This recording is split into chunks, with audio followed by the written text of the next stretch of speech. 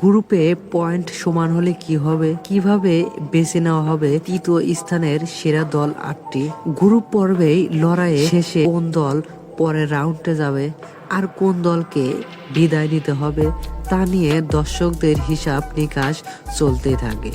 এবার টুর্নামেন্ট অংশ নেওয়ার 48টি দলের মধ্যে রেকর্ড 32টি দল জায়গা করে নিবে পরের রাউন্ডে। নকআউটের টিকিট কাটার এই হিসাব নিকাশ এবার তাই আরো রোমাঞ্চকর হতে যাচ্ছে। 12টি গ্রুপের প্রতিনিধিত্বে শীর্ষ 2টি দল চলে যাবে রাউন্ড অফ 32-এ। তবে হিসাবটা জটিল হবে প্রতি গ্রুপের তৃতীয় স্থানে থাকা দলগুলোকে নিয়ে। 12টি দলের গ্রুপের তৃতীয় হওয়ার দলগুলোর মধ্যে সেরা 8টি দলও পাও রাখতে নকআউট পড়বে। গ্রুপ পূর্বে পয়েন্ট সমান হলে কি হবে? গ্রুপ পূর্বেই প্রতিটি জয়ের জন্য 3 পয়েন্ট এবং ড্রয়ের জন্য 1 পয়েন্ট।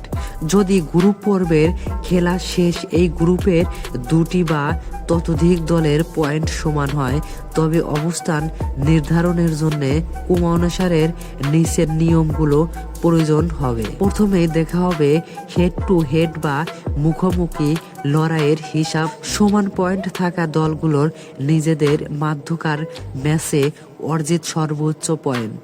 সমান পয়েন্টে থাকা দলগুলোর নিজেদের মধ্যকারে ম্যাচের গোল ব্যবধান।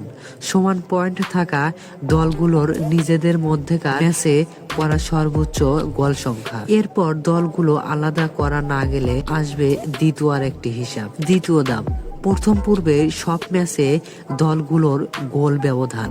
গ্রুপ পূর্বে সব ম্যাচে দলগুলোর গোল সংখ্যা।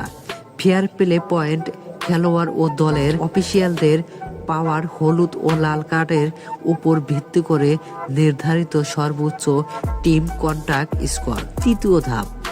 এরপর দলগুলোকে আলাদা করা না গেলে সমান পয়েন্ট থাকা দলগুলোর অবস্থান নির্ধারিত হবে সর্বশেষে ফিফা র্যাঙ্কিং ভিত্তি করে। সেরা 8টি তৃতীয় দল যেভাবে বেছে নেওয়া হবে, 12টি গ্রুপের মধ্যে সেরা 8টি তৃতীয় দলও হওয়া নির্ধারণের ক্ষেত্রে নিচের বিষয়গুলো অনুসরণ বিবেচনা করা হবে।